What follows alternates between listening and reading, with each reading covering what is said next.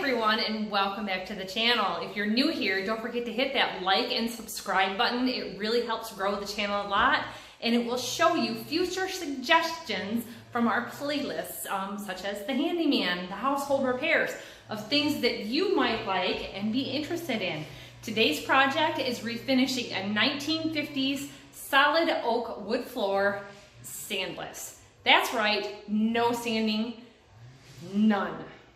We are going to do this basically a strip with a floor stripper. Let me turn this camera around and show you the condition of the floor and how I'm going to tackle it.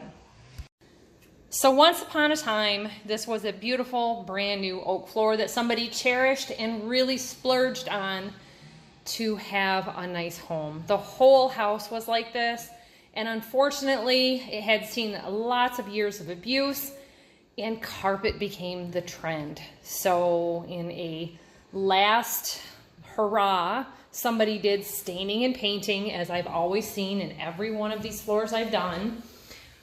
They dripped paint. They didn't bother to use a drop cloth. So most people would say that's going to involve some sanding. But here's the thing, a floor stripper will get that off. They stained probably their baseboards, maybe their basement paneling that I just covered over, and that wood stain is dripped on the floor as well. This floor stripper works great. It is industrial strength, so if like you don't want to strip your baseboards, you either want to cover them with plastic coating, taping them off is not going to be enough. I usually end up doing my baseboards at the same time. However, this is the first house I've done that has stained natural wood baseboards, and it's like that in the whole house. I'm not likely to change it. However, I'm going with natural on the floor. And that's the thing that a lot of people don't like about these wood floors is the natural. They call them golden oak. They have an orangey tone. Some of the new Bruce hardwood flooring is calling it butterscotch. It's real nice, and it's a little bit scratched up. So if you have little fine scratches like this, you can do some touch-up sanding. Totally up to you. I've had wood floors that had water stains from having plants in front of a window, and here's what I am using. Zep Floor Stripper. This is a heavy-duty concentrate. It's available at all big box stores for about $12 a gallon. If you put this on full strength, drizzle it on the floor, and then scrub it in. Now you see, I still have my cellophane top on here. I just poked holes in that top with nails so that it goes on lightly. You can use like a garden sprayer. And then I have this real heavy scrub brush, and I'm going to work it in. Then we're gonna let it set for 20 to 30 minutes, and then come back with just clean water and wash it off. And most of this will be 100% gone. Now it's pretty strong smelling. Ventilate, use whatever protection you seem fit or deem fit for yourself. And my kids aren't here today, so I am doing this all on my own. We're going to show you how to do it. Windows and doors open for ventilation. Like I said, I've got fans by the doorways pulling those fumes out of the house, and we are gonna let this go. So if you were doing this just on an industrial floor, the directions say to just apply with a mop and wait 5 to 8 minutes to strip off several layers of like wax or sealant that they would have like on a school floor. This is going to be wonderful.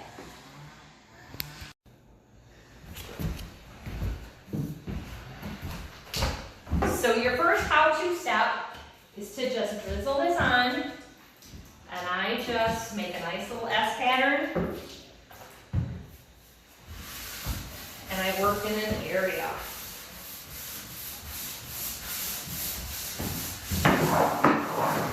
If it doesn't feel like it's wet enough, hit it again. If it's very hot in your house, keep that in mind.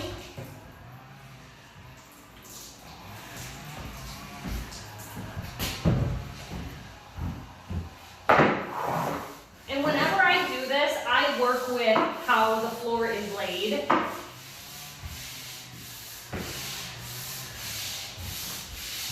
But tell you, it works fast.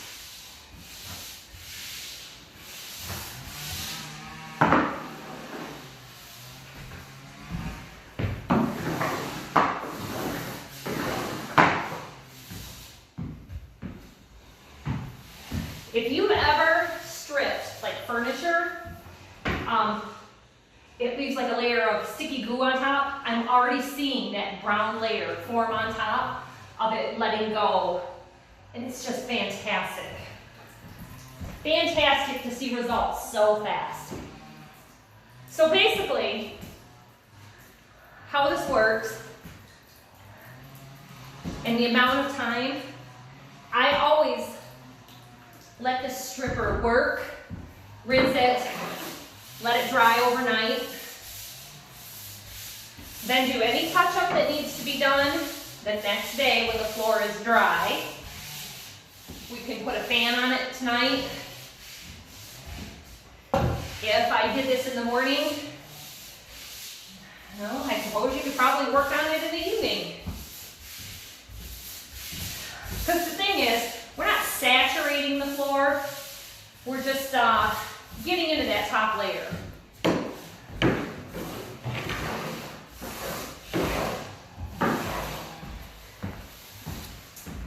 In some of my old videos, I mentioned Mr. Sandless. That is the local contractor, independent company for coming into your house. And they'll come in a couple of days and basically, you know, heavier duty strength kind of stuff, strip your floors.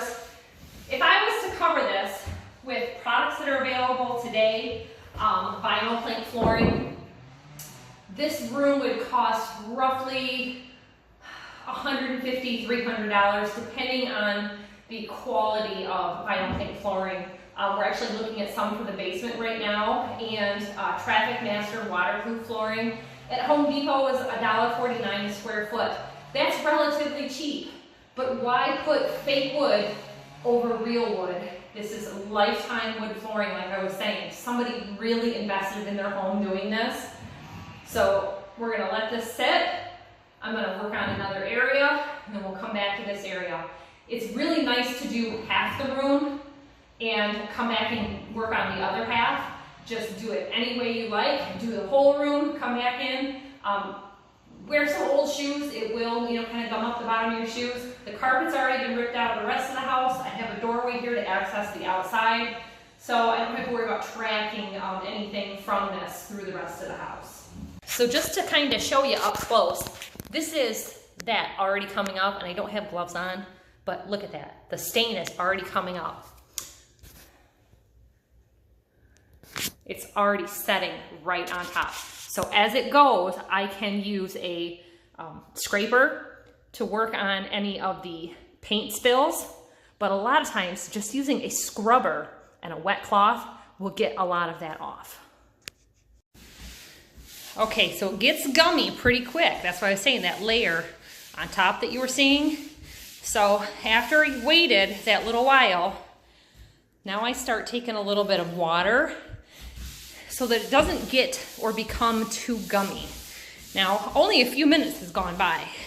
I'm not timing it, I'm just kind of working because it starts getting real sticky. This area here where I started, much more sticky.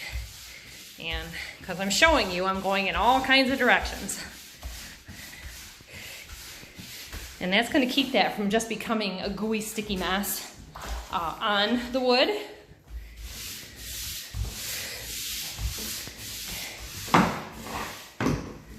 Now, there's a difference between professional results and DIY homeowner results. Keep that in mind. If you try this on your floor, do so at your own judgment. But I've done this at 3 houses now with great success. And even if I absolutely ruined the floor, it was ruined with carpet, stained up carpet that had to come out anyway. And as a last resort, you know what? You can always put new carpet down. So here it's getting sticky. I need a little more water and a little more aggression.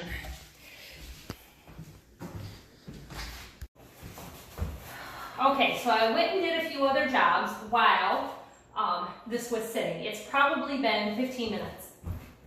You can go around now with just a scraper and go over those areas where there was paint.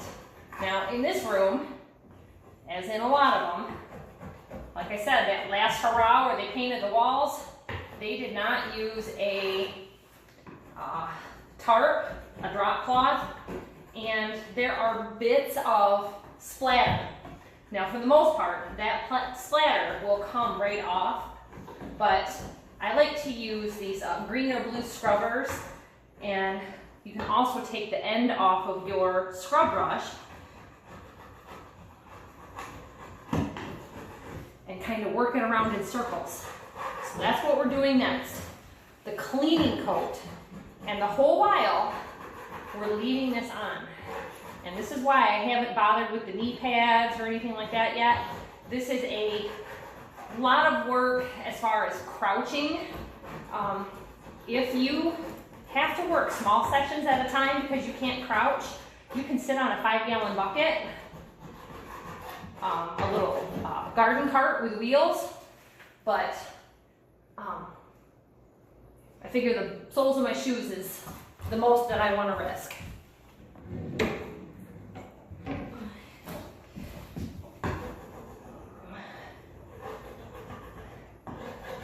Now this floor is quite imperfect. It has areas, like right here is a high spot, and that could be from a support in the basement, but I think the support's a little over that way, so I'm not for sure if that's directly impacting it. And right about there's a little bit of a high spot. And that's why I say it's, you know, an imperfect 1950s house. This is not a new house. You wouldn't be watching this video if you were looking for a new house instead of this type of work. Now, this is why learning this is good. This is not like a house flipping work. This is kind of a labor of love. And a lot of people who are house flipping will just have a carpet installer come in for the afternoon and swap it out, or put in vinyl plank flooring. Those deals that they have at the store with installation are pretty hard to beat.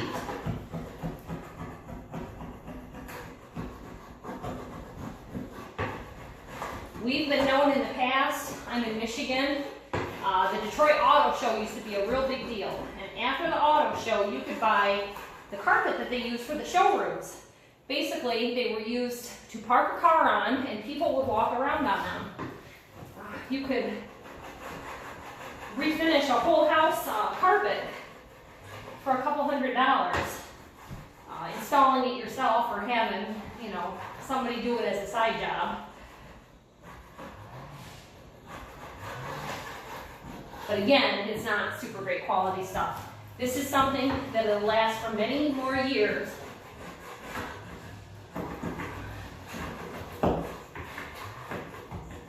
Now, if you come across, this is a real good time. I already previously went through, pulled the carpet out, pulled all the staples. But you want to watch your hands in case you missed a staple.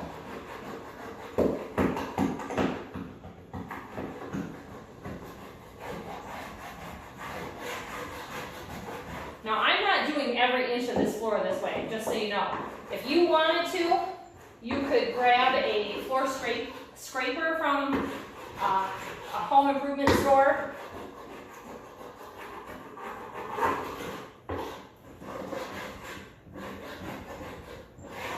But I'm just going over the paint splatters.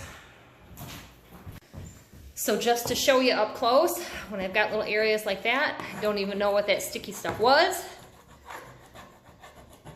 It just comes right off. The last house I did, it was a 100-year-old floor. And the last thing somebody did before they put carpet down is they spray painted their furniture on the floor. And then redid the floor with carpet. So I had all that spray paint, and that is a different creature because you're talking oil-based paint, and it took a few tries. So this is probably latex paint from the 80s. judging by the carpet being done in the mid 80s to 90s.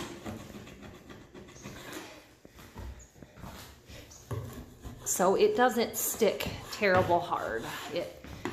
It's working with me pretty well. And this is why it's good to work in small areas.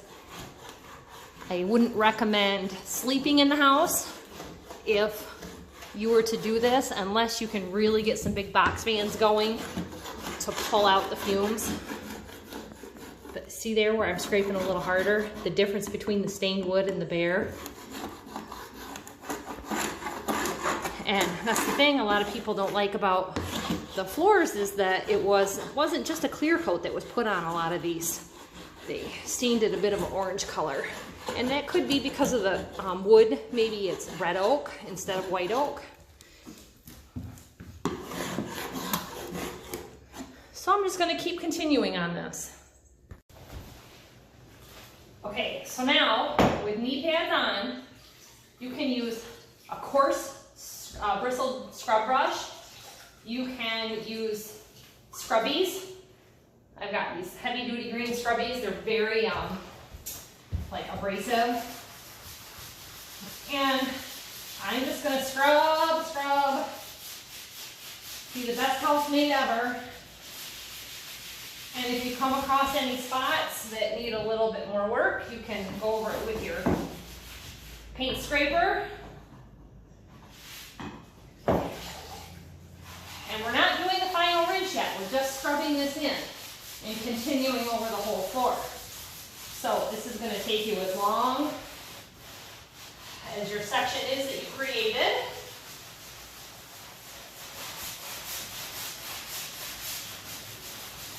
And it's going to continue to work and loosen because you're adding more water, you're diluting it a little bit. So if it got a little sticky at all, this is going to kind of reconstitute that layer that got sticky.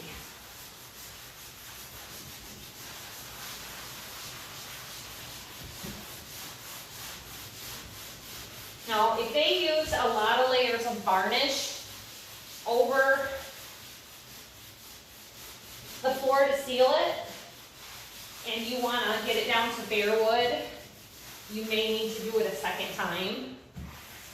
And that's the thing about sanding a wood floor, is you can get the whole floor done, however you can't get the edges. Those machines will not get right up close.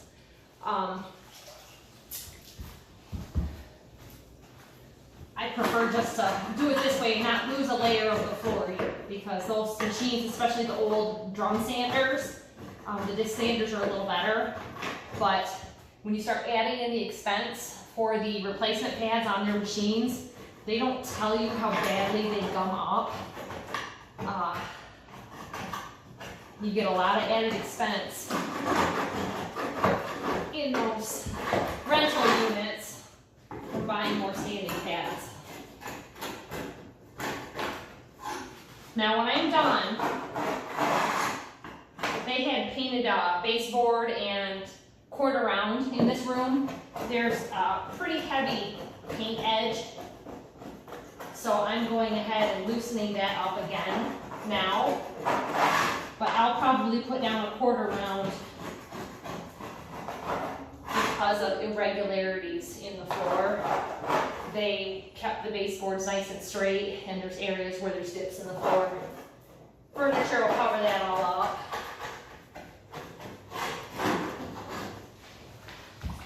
Give it a little rinse.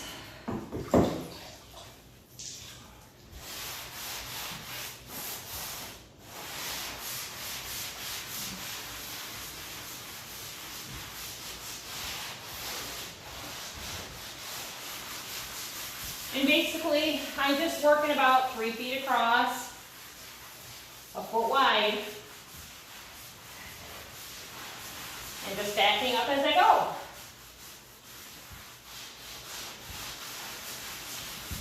So now that I've showed you this, I just want to say, I'm doing my filming without my face mask, without my eye protection. protect yourself. So you see I got my gloves on. I am going to get all my PPE back on and continue working. So the last thing to do is to rinse water everything twice with a good sponge on your hands and knees. Just keep wiping until you don't feel any more sticky coming up. And this is what you've got left. So this is just sitting to dry, and we'll show you how it looks. I ran into a few areas here and over here. Some different kind of polyurethane was over the top, which I'm assuming is a more modern urethane, likely from the closet doors and from this door being set on the floor and being worked on, because when I did my 100-year-old floor, it had a more recent polyurethane coat on it and it was harder to do. So I can go over these rough spot areas one more time with the liquid to just kind of even that out. So my floor has been drying out and it just looks great. That is sandless floor stripping, everybody. I hope this video helps you. You can follow up with just a clear coat. People are doing wax coating, whatever you prefer. I find that I really like just a simple matte finish, polyurethane over the top. Simple instructions, you usually apply 2 to 3 coats over the top, all in the same day, let it dry for a while, come back and do it again, or within 24 hours of coating it. Lots of different varieties out there that you can work with. Thanks for watching, everybody, and we'll see you next time. Bye-bye.